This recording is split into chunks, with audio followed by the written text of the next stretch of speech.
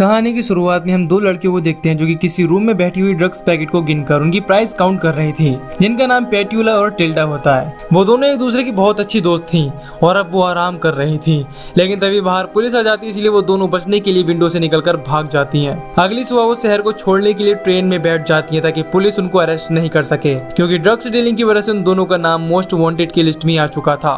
Train के अंदर पेट्यूला अपने वॉशरूम में जाती है, जहाँ पर वो अपने बॉस को कॉल करती है और बताती है कि लास्ट नाइट उन पर पुलिस अटैक हो गया था, जिसकी वजह से उनका सारा माल वहीं पर छूट गया, जो कि लगभग $80,000 के आसपास का था। वो बात कर ही रही होती है कि तभी बाहर से कोई जोर जोर से दरवाजा पीटता है। जब वो दरवाजा खोलती तो वो टीसी होता है, जो कि उसे टिकट बताने के लिए कहता है, लेकिन उसके पास टिकट नहीं थी, इसीलिए वो टीसी को अंदर खींचकर उसके साथ अपनी तरीके से डील कर लेती है। अब वो दोनों सड़क पर जा ही रही होती है कि पास ही में बैठा एक भिखारी उन्हें डायन कहकर गाली देता है, लेकिन हम ये समझ नहीं पाते कि वो ऐसा क्यों कह रहा है। तभी उनके फ्रेंड कोको का कॉल आता है, जिसके थ्रू उन्हें पता चलता है कि अब उनके पास 48 घंटे बचे हैं अपने बॉस को उन ड्रग्स के पैसे चुकाने के लिए, क्योंकि वो उन पैकेट्स को उधार में लाई थी। दरअसल वो दोनों अब अपने बचपन की एक फ्रेंड के घर जा रही थी, जिसका नाम डेफनी होता है। उसी वक्त बैकग्राउंड में हमें उनकी बचपन की स्टोरी पता चलती है। दरअसल जब वो तीनों छोटी थी तो उनमें काफी गहरी दोस्ती थी, इसीलिए अक्सर वो कई सारे गेम खेला करती थी, और उन्हीं में से एक गेम का नाम होता है डॉक्टर डॉक्टर। उस गेम को खेलने के लिए 3 रूल होते हैं। पहला कि हर एक उस गेम को दिलचस्पी के साथ खेलेगा, दूसरा कोई भी बाहरी व्यक्ति गेम में पार्टिसिपेट नहीं करेगा, और आखिरी होता है कि कोई भी गेम को बीच में नहीं छोड़ेगा। अब वो दोनों जिस घर में जा रही थी उस बड़ी हवेली में उसकी फ्रेंड डेफनी अकेली रहती थी, और अगर एक बार टिल्डा और पेट्यूला उस घर में चली जाती तो वो उसी गेम के रूल नंबर 3 की तरह उसे लीव नहीं कर सकती थी। अब टिल्डा एक स्कूल ड्रेस पहन लेती है और डेफने के घर में जाती है, जहाँ पर डेफने खाना बना रही होती है, और वहाँ पर टिल्डा डेफने को मॉम कहकर पुकारती है। वो उसे माँ क्यों कहती है, इसके पीछे भी एक कहानी है। एक बार बचपन में वो तीनों एक ट्री हाउस में बैठकर डॉक्टर डॉक्टर गेम खेल रही थी, लेकिन टिल्डा उस गेम से काफी बोर हो जाती है, इसीलिए वो गेम खेलने से मना कर देती है। असल में उस गेम का फॉर्मेट इस तरह का होता है कि उन तीनों में से कोई एक डॉक्टर बनेगी और बाकी की 2 माँ और बेटी।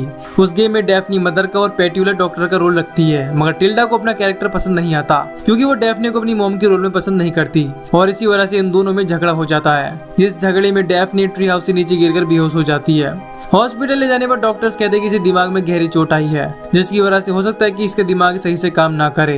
अब इसके बाद कहानी प्रेजेंट टाइम में आती है, जहाँ पर हमें पता चलता है कि डेफनी अब एक साइको है, और उस हादसे के बाद वो उस गेम को यानी डॉक्टर डॉक्टर गेम को रियल मानने लगी, और उसी वजह से वो टिल्डा को अपनी डॉक्टर मानती है। वो टिल्डा को खाना खिलाती है। दरअसल वो दोनों कई वर्षों बाद मिली थी, लेकिन डेफने को ऐसा लगता है कि जैसे टिल्डा अभी स्कूल जाकर आई हो। डेफने के रूल बहुत ज्यादा सख्त थे, इसीलिए वो टिल्डा के गंदे नाखून देखकर उन्हें धोने को कहती है, मगर जब वो नहीं धोती तो वो उन्हें सीजर से काटने लगती है। लेकिन ठीक उसी वक्त बाहर से कोई डोर बेल बजा देता है, और वो पेट्यूला होती है, जो कि एक डॉक्टर बनकर उस घर में आती है। अब यहाँ पर डेफने कहती है कि मेरी डॉक्टर यानी मेरी बेटी को बहुत ज्यादा खांसी हो रही है, इसीलिए पेट्यूला उसका चेकअप करती है, और उसके ट्रीटमेंट के लिए वो उसके घुटने पर एक हैमर मारती है। अब तक जो भी हुआ वो थोड़ा कंफ्यूजिंग है, क्योंकि इसके पीछे की एक वजह है। असल में डेफनी के घर में एक सेफ यानी तिजोरी होती है, जिसमें बहुत सारे पैसे होते हैं। डेफनी एक साइको है, जिसकी वजह से उसे पैसों की बिल्कुल भी कदर नहीं। पेट्यूला और टिल्डा को अगले 48 घंटों में $80,000 का जुगाड़ करना था, जिसकी वजह से वो डेफने के घर में छुपे पैसों को लूटने का प्लान बनाती हैं, और इसी वजह से वो दोनों डॉक्टर और डॉक्टर का रोल कर रही हैं, ताकि कुछ देर उस घर में रहकर तिजोरी के पैसों को लूट सकें। अब डेफनी डॉक्टर के लिए खास रेसिपी लगाती है, वहीं पर वो टिल्डा को बांध देती है ताकि वो खाने को छोड़कर नहीं जा सके। अब उनके पास 41 घंटे बचे थे, और डेफनी डॉक्टर से कहती है कि तुम काफी थक गई होगी, इसीलिए मैं तुम्हें अपना रूम दिखा देती हूँ, जहाँ पर पेट्यूला आराम करने के लिए सो जाती है। लेकिन मिडनाइट में कोई उसके रूम की कुंडी को घुमाता है। पेट्यूला सोचती है कि वो टिल्डा है, इसीलिए वो उठकर बाहर जाती है, जहाँ पर उसे डेफनी मिलती है, और वो पेट्यूला से कहते कि मुझे अकेले नींद नहीं आ रही और तुम्हारे पास सेफ फील करती हूँ, और ये कहकर वो पेट्यूला को किस करने लगती है। असल में डेफने ने ही पेट्यूला को अपने पास बुलाने के लिए दरवाजे को नॉक किया था।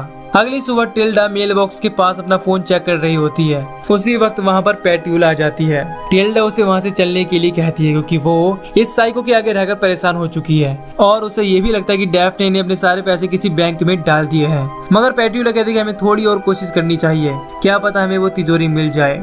अब उनके पास सिर्फ 28 घंटे बचे थे और पेट्यूला उस सेफ को ढूंढने की कोशिश करती है, मगर उसी वक्त डैफ्ने उसे हाथ पर काट देती है। इसीलिए वो काफी डर जाती है और वहाँ से गाड़ी की चाबी लेकर बाहर भागती है, जहाँ पर वो टिल्डा को वहाँ से निकलने के लिए कहती है। मगर उसी वक्त पीछे से डैफ्ने आ जाती है जो उन दोनों को पीट कर बेहोश कर देती है।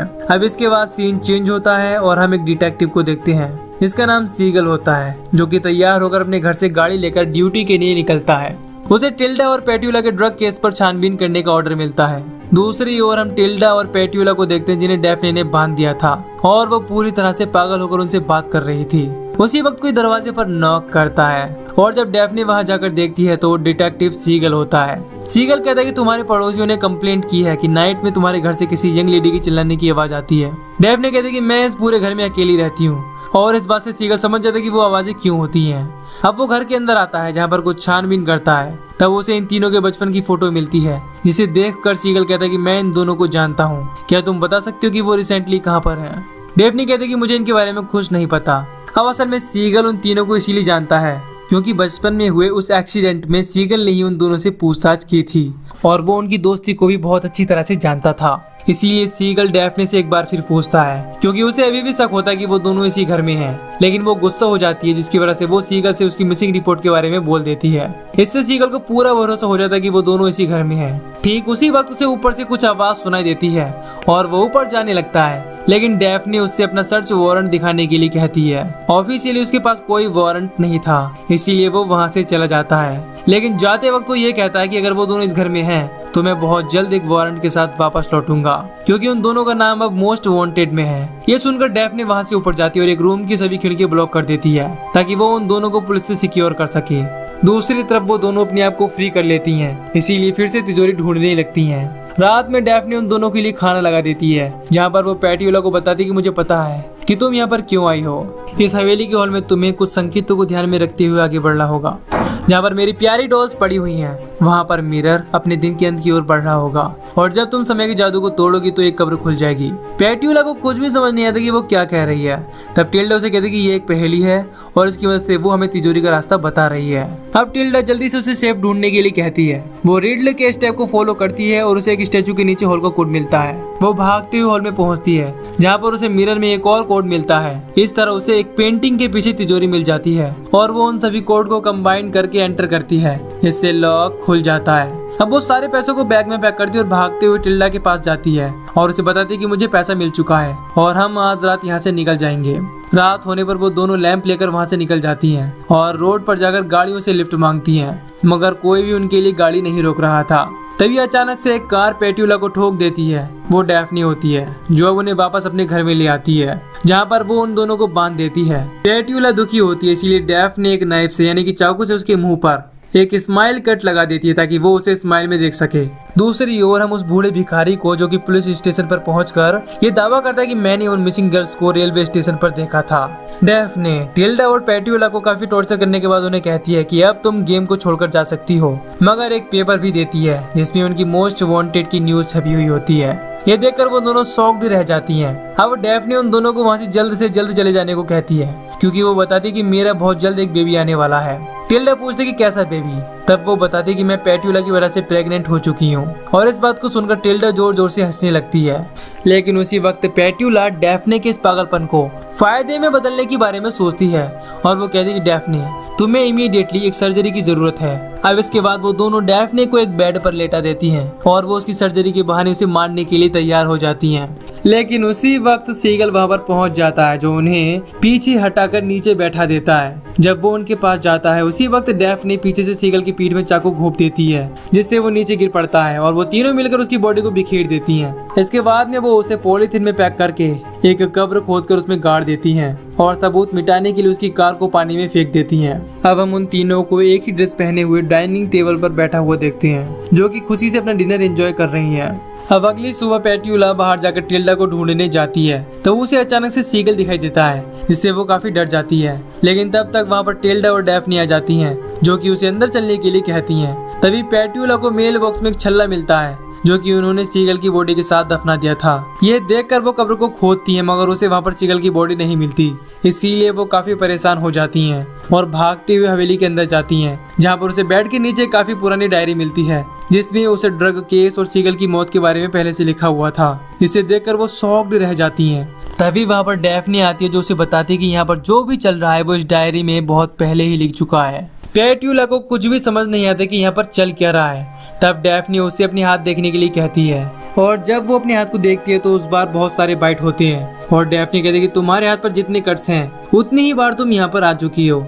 अब हमें यहाँ पर पता चलता है कि असल में डैफ्नी, टिल्डा और पेट्यूला तीनों ही साइको हैं और ये जो भी सब कुछ हुआ है वो एक गेम का हिस्सा है और लगातार कई सालों से ये गेम इस सुनसान हवेली में चलता आ रहा है। तिजोरी ढूंढते वक्त जो कट पेट्यूला की आर्म पर लगा था वो उसका पहला राउंड था और बार बार ये सेम राउंड ही चल रहा था। इसीलिए ही पेट्यूला को कवर में सीगल की बॉडी नहीं मिलती क्योंकि असल दुनिया में सीगल है ही नहीं। वो बस एक क्राइम वर्ल्ड से लिया गया काल्पनिक नाम है और ना ही वो ट्रेन होती है और ना ही सीगल की गाड़ी। उस भिखारी और बड़ी हवेली समेत सब कुछ एक खिलौने का संसार होता है जो इन तीनों पागल लड़कियों ने मिलकर बनाया है। असल में वो तीनों एक कपड़े के बनाए हुए टेंट में बैठी हुई हैं। ये जो भी हुआ था सब कुछ इस टेंट में ही हुआ था क्योंकि उनके अकॉर्डिंग बाहर की दुनिया बेकार है और अब वो तीनों एक साथ नहाकर अलग अलग तरीके से सुसाइड कर लेती हैं। और आखिर में हम फिर से एक ओल्ड लेडी को देखते हैं जो कि डैफ्नी होती है और बाहर से टिल्डा स्कूल से वापस आती है जैसा कि हमने पहले देखा था, लेकिन अब वो बहुत ज्यादा बूढ़ी हो चुकी थी। इसका मतलब इस साइको गेम को चलते हुए उसकी पूरी उम्र बीत चुकी है और इस गेम में होने वाली हर एक एक्टिविटी काल्पनिक है और इसी के साथ ये मूवी यहीं पर खत्म हो जाती है। तो दोस्तों अगर आपको इस मूवी की एक्सप्लेनेशन पसंद आई हो तो वीडियो को लाइक और चैनल को सब्सक्राइब कर दीजिए। बाकी मैं मिलूंगा आपसे न्यू वीडियो में। Till then take care, love you, bye bye.